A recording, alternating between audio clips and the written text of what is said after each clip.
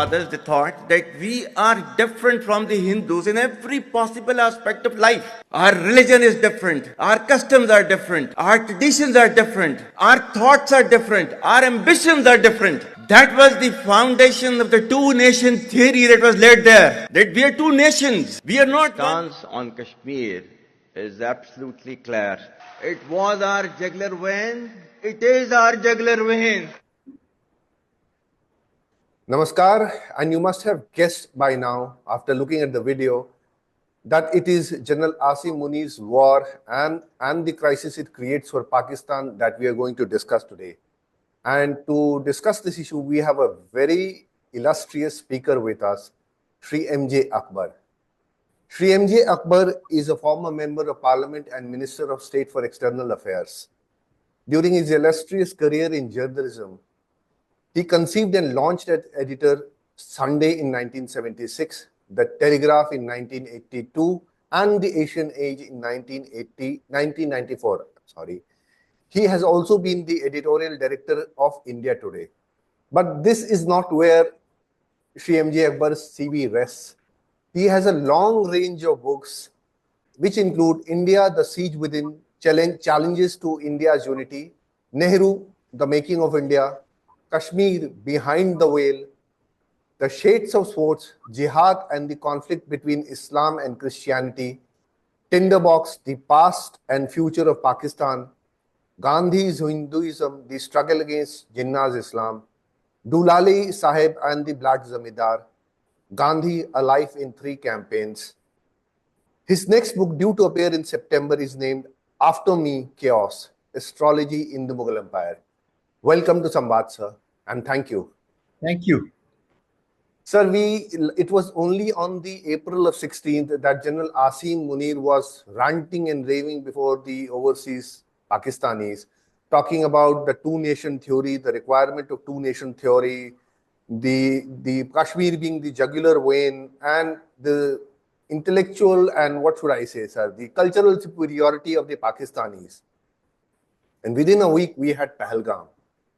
Although Pakistan and its proxies have denied their involvement, it has all the signs of a military operation. My question to you about this is, sir, should India have seen this coming? And in your assessment, is General Munir directly responsible for this carnage? First, should India have seen this coming? The first lesson of Indian governance from October 1947 is that India must always be prepared for Pakistani aggression. In October 1947, the last thing on India's mind was that in the middle of the havoc of partition, in the midst of so much sudden turmoil, tragedy, in the midst of an experience of self-government for the first time in terms of a popular self-government for the first time in history, that Pakistan would actually envisage and even conceive of adding to the misery. And you must also remember that at that time the status of Kashmir was not determined. It was still on the anvil. Kashmir was a princely state with a kind of, or the standstill, that is a technical term for it, with a standstill agreement with India, and its future was going to be discussed on the negotiating table. All Pakistan had to do was wait to see what would emerge out of the negotiations. But Pakistan decided, when General Munir calls it the jugular vein, actually the real threat to the jugular vein is from Pakistan's own military. I'm sorry. You have said, used terms like ranting and raving. Now, if General Munir was only ranting and raving, I would not be so worried. My worry, and the worry of all right-thinking people, all people who want peace, is that he has been remarkably cool so far. You have not heard of him say similar things before. The question is why he chose to say this at this particular moment. So there is something on the calendar which is larger than what seems obvious.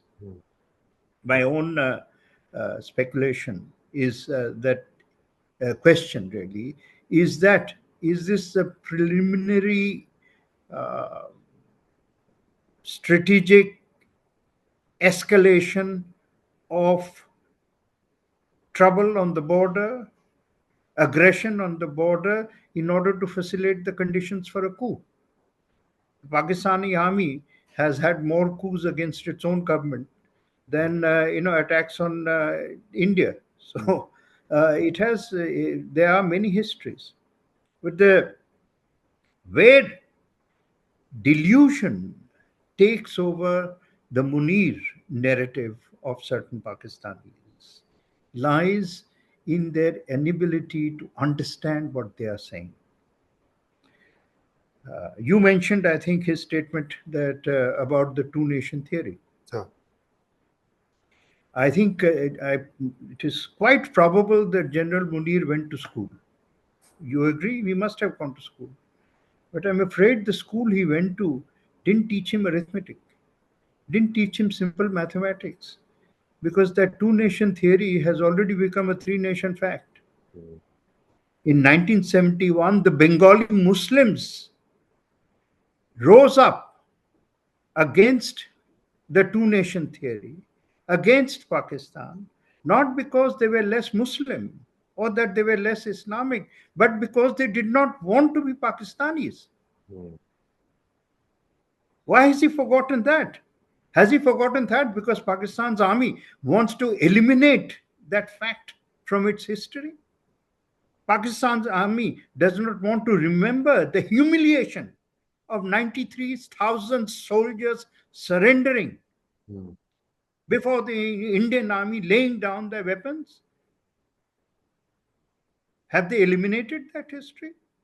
Why did they do that? They did that because they were an immoral position. Those who defend an immoral position suffer the fate of humiliation. This two-nation theory began with a slogan, began in a doctrine, which I, and I am a believing Muslim, which I consider deeply un-Islamic. And in that sense, the origins of Pakistan lie in un-Islamic ideas. What was un-Islamic? Let me explain. It began with the slogan and the belief that Islam was in danger in free India. Now, no Muslim who believes in Islam can ever believe that Islam can be in danger. Because if you believe that your religion is true, how can a true religion be in danger? A true religion can never be in danger. Even if there is only one Muslim in the world, Islam was never in danger, at least for a Muslim. So the whole idea itself was conceived in a contradiction, which was basically a contradiction created by people who had a lust for political power, not a lust for Islam or not a lust for Muslims. Yes, Muslims can be in danger. Hindus can be in danger. Christians can be in danger in certain circumstances. But if human beings are in danger, then there are political solutions. May I suggest also that at the time that Pakistan was conceived, after 1936-37 elections under British rule, and by the way, the British rule had only marginal elections. There was no adult franchise. Only 10% could rule. However, the most successful government in India was the government of Punjab, where Pakistan was born. And that government of Punjab was led by the Unionist Party, which was an alliance of Muslims, Hindus, and Sikhs, proving that when the communities worked together, they always produced the best government. Let me point out another contradiction before I come to the most important one, which is the third. A question for all the people who conceived of this illegitimate state called Pakistan. if Islam was in danger, why did you create a geography in those regions where Islam was never in danger or Muslims were never in danger? Right? If Islam was in danger, it could only be, by the logic of this argument, only be in those places where Muslims are in a minority, not where Muslims are in a majority. True. So who goes to protect Islam in where Muslims are in a majority? Had there been any ever history of anyone in Punjab or Bengal being denied access to a mosque? Right? Indeed, the fact that today all Indian Muslims can proudly go to any mosque they want, right, is proof that United India would never have seen any kind of, uh, major existentialist conflict. Finally, let me talk in doctrinal terms. Since General Munir and his fellow cohorts who believe in violence as a principle and who believe in war as their only objective, and General Munir, I believe, is a Hafiz Quran, so he should know what I am talking about. How is Allah described in the Quran Sharif? Allah is described as Rabbul Alameen, Lord of the whole universe. He is never described as Rabbul Muslimin. He's not Allah of only the Muslims. He's the Lord of creation. He has created everything. Just as in Hinduism, Brahma has created Brahmakand. So whoever believes in the religion created by God believes that God is the creator. Right? If God has created both you and me, you and me, why do we waste our time in judging each other? Why don't we use our lives in harmony? Why don't we utilize for productive purposes, like creating a mutually beneficial economy which can help you, which can help me, which can rescue our whole region from the curse of poverty imposed upon us by history, by the past? Why don't we find and give our lives to a better future for our children instead of wasting our lives on communal wars and communal aggression, which has really no place in a modern society? So, both in theory, Pakistan was a confounded incoherence, and in practice, it has actually proved that that theory cannot succeed, cannot work. The desperation of Pakistanis is evident in their unadmitted, perhaps, but in their knowledge that the state itself is in shambles and perhaps is reaching a point where it cannot survive for too long. So do you hold Asim Munir responsible for what happened in Pahalgam? Pakistan is responsible, by the way. Pakistan is one country where all intelligence operations are controlled by the army. Sir, In India, for example, our intelligence operations have both a military wing as well as a civilian wing. But Pakistan, there is no civilian wing really. It's ISI.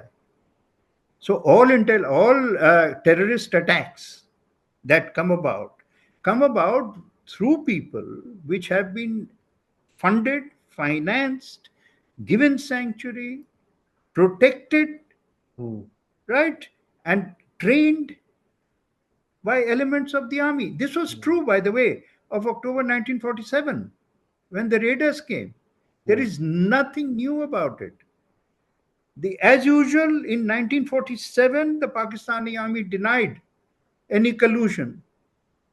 And then when it was exposed later on, including by Pakistani historians, military historians, who have written long books proving the collusion, now, again, the default position of Pakistani generals is amnesia.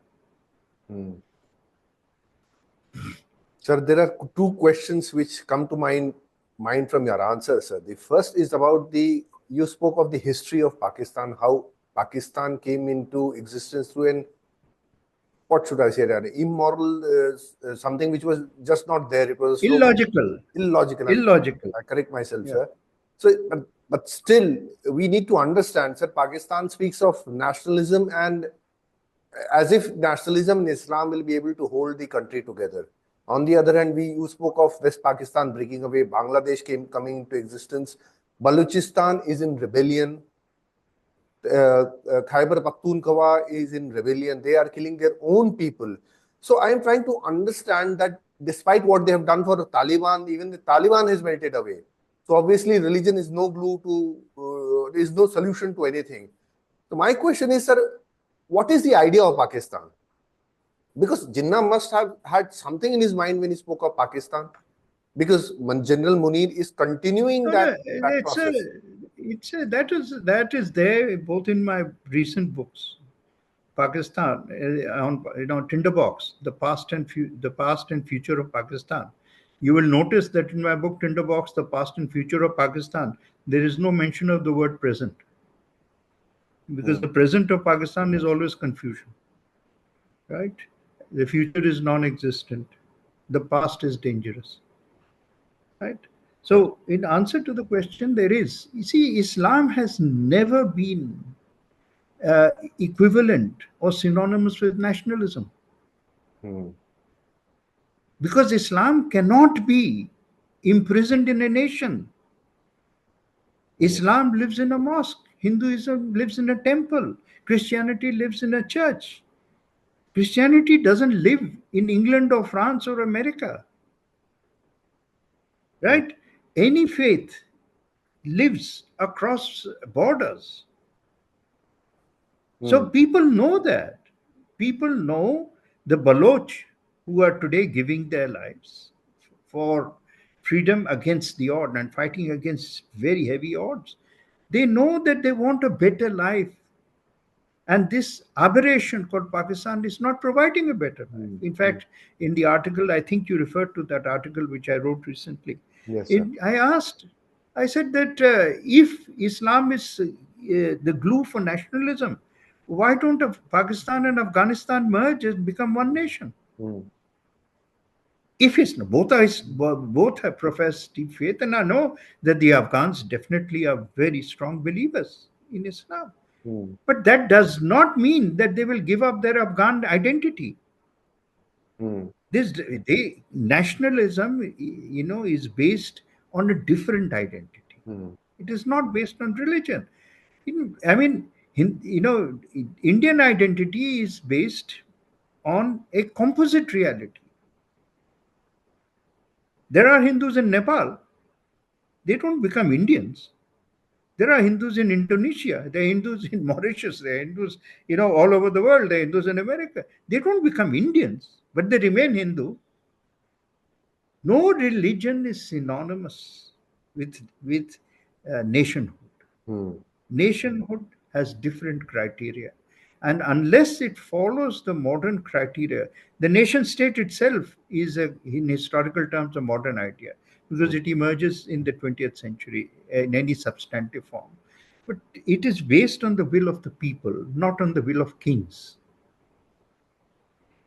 Right? The kings misuse religion, many of them, not all of them, but many of them. The people will come together on the basis of different ideas. The people understand that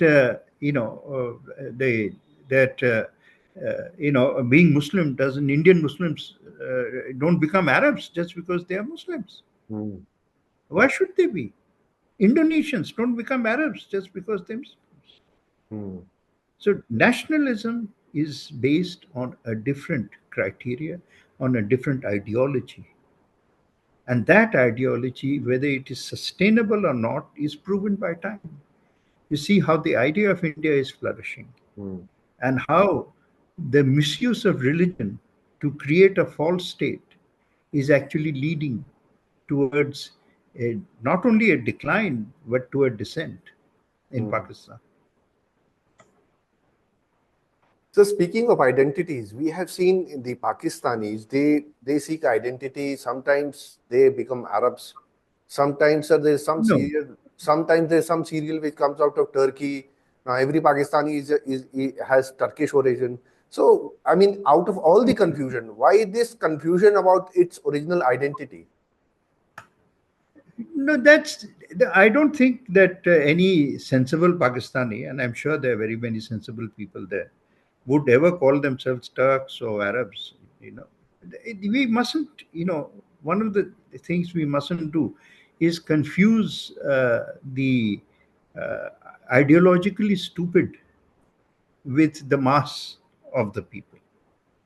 Right. The other thing which is very important for me to say, and I just think this is probably the right time to say it, you mustn't blame Islam for the sins of Pakistan, and don't make that equation, because Muslims everywhere else, they have different views. Nobody will accept terrorism. Yes, people will have differences. People will have those differences will require resolution, but resolutions in the modern era are not going to come by through war. They are going to come by through dialogue. They're going to come by, and Pakistanis must learn that until they abjure, abandon violence as an instrument of state, Hmm. no one will sit across them, across the table with them. Hmm. Terrorism and talks don't go together. Sir, there is a striking contrast in paradox, I would say, in Pakistan. They talk incessantly. I mean, talking of the Pakistani army and the Pakistani establishment, I'm not talking of the people, sir. They talk incessantly about Kashmir since 1947. Nowadays, Gaza is the latest USP. I mean, the reason for existence, because I read Pakistani newspapers occasionally, and the main portion is dedicated to Gaza and how, I mean, they are coping, and general provocative stuff. But on the other hand, they consider themselves to be the ideological, the guardians of the ideological frontiers of Islam. That is how they see themselves as. But then they kill their own citizenry. On the other hand, sir, Xinjiang, just across the border, not very far away from Pakistan, has a Just deep, across the board. sir, has a deep problem, sir. The real oppression of Muslims is actually happening in Xinjiang. But we never see the Pakistani army or the Pakistani politicians speak about Xinjiang. So why this paradox? But why do you expect hypocrites to be honest? Hypocrisy has become their ideology. It is so obvious. Their interest does not lie in the welfare of Muslims. They are now completely dominated by hatred of Hindus living in India. That's a simple fact. So where does this come from? Failure, sorry. Where This does comes from yeah? the two nation theory that we cannot coexist with Hindus. But that has happened, sir. That is a historical fact. Two nations are two nations. Yes, but the fact is that what you inherited, you could not turn into a success story. Today, the Indian Muslims, whatever may be their problems, and there are problems, why should we deny it? Right? Whatever the problems, the experience of Indian Muslims on economic front, on social front, on every front, is a far happier experience than those who went across to Pakistan. You should do an honest poll, I think, of those who went across. I think the majority might want to come back, right? I just read this fabulous story of the first uh, Muslim girl. I mean, it's not the first Muslim girl, but who became an IS officer for Maharashtra. The first girl, and her father is an auto driver. Hmm. Right? This is what our India is. It's a land where aspiration can be achieved. Hmm. It can be achieved on the basis of rational things like giving examinations. Which service is more elite in India than the Indian administrative True. service? Right? Here is an auto rickshawala's daughter studying hard. proving, right? Because our marking system is not on the basis of faith; it is on the basis of ability. Right? It's something that we are all. I haven't met anyone who is not happy at this fact, who is not celebrating this fact. Hmm. And that is why, even if our present is, has been so troubled, that is why the horizon that is in front of Indians is so glorious. We have reached an age of our history where there is always going to be sunrise in India. True that, sir. Sir, now coming to the Indian understanding of the whole situation, there has been a list of incidences which happen, but there is a section of the community known as the Aman Ki Asha community, which always justifies what comes from Pakistan. I'm not saying that we need to demonize everything coming out of Pakistan, but they justify everything. That Pahalgam happens. No, this is not the work of Sorry, Pakistan. who? I didn't get what. Who justifies? Sir, what is known as the Aman Ki Asha community, sir. They are always out on the outlook, on the way to I some. don't know. Even if you're talking about Aman Ki Asha community, you're talking about the whole of India. Sir, I'm talking, Everyone in sir, India, literally, sir. India is a country Sir, which I'm has never talking, sir, in respect of invaded Pakistan. anyone. We have always Irrespective, been. have we ever invaded Pakistan? No, sir, never, sir, never. But we Because need to be we, realistic, sir. Sir, we need to be realistic also. We need to live in yes, realism also. that's all right. I'm just saying that every Indian believes in Aman and believes in peace. I true that, sir. If you are if you are referring to some people who in their search for peace become basically obsequious Hmm. to the Pakistani narrative and start believing in the Yes, sir. Pakistani narrative, Yes, then sir. perhaps you are talking about them, I'm talking not about you're them talking only, sir. about I'm not them. talking about the whole Aman Ki Asha, because that is our motto, sir. Living in peace. Vasudhaiv Kutumbakam Yes, is what India is, sir. absolutely. Everybody needs to live in peace, The live in whole happiness, world, live in yes. prosperity. But sir, I need to understand, sir, that because we know, sir, the narrative, the national narrative in Pakistan is unfortunately controlled by the army, despite what they say. So what I want to know is that as Indians, sir, have we be able to understand Pakistan? Look, there is a very simple answer to your question. I, as an Indian, and I believe, I may, please do not think I'm being arrogant, I believe I'm reflecting the majority. What I want today is justice. I'm not interested in revenge. Okay, but there must be justice because justice is the basis of civilization. Hmm. If you want to live in a civilized world, then there has to be justice. If Pakistan will not give justice, then Pakistan's friends must force it to give justice. If Pakistan's friends are not capable of forcing Pakistan to deliver justice, then we will have to think of ways and means in order to deliver that justice. But terrorism cannot go unanswered. And I think in this respect, Prime Minister Modi has made his own views very clear. Hmm. So, sir, do we need to, what should I say, sir, improve the understanding? Because as people generally, the question which comes to mind immediately is that it's a very love or hate sort of relationship over Pakistan attacks, we react. Even ideologically, Yeah, sir, even in the you see, intellectual space, we react. we react in anger. Why should we not get angry? Sir, does this Because not, this is inhuman. sir, does this This is not, barbarism. sir, does this not require an intellectual, deeper intellectual understanding so that the reaction becomes more Well, nuanced? I mean, I assume that we are having this conversation in order to deepen that understanding. Sir. Yes, sir. That is the purpose of this conversation. Yes, sir. So, good. I think such efforts to deepen the understanding of a complex situation, see it in its historical context, We have already gone even into the Islamic context Yes, sir. of this problem. Yes, sir. And we have addressed also that there is a need for a solution that is born in justice.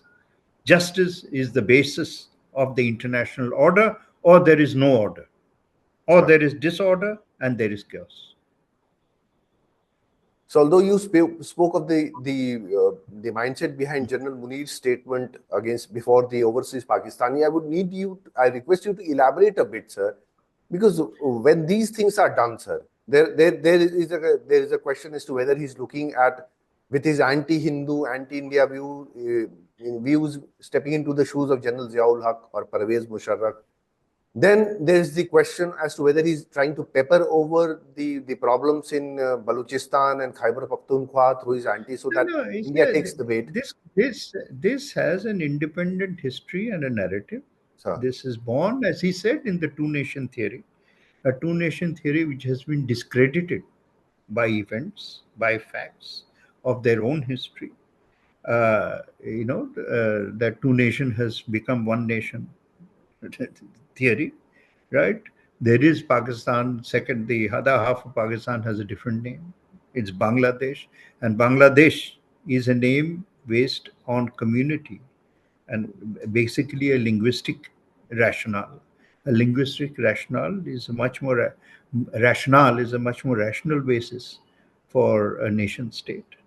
So history has proved that the very basis of Pakistan is unstable, and the instability of Pakistan therefore lies in its roots, and the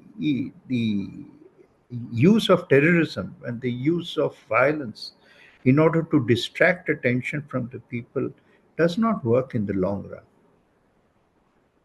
Right. Agreed with that, sir. Agree with that. Yeah. And I Good. would like to conclude on that note, sir. And then thank you for sparing time for us and enlightening and enriching our information and knowledge systems, sir. Thank you so much. Thank you very much. That's very kind of you. Namaskar.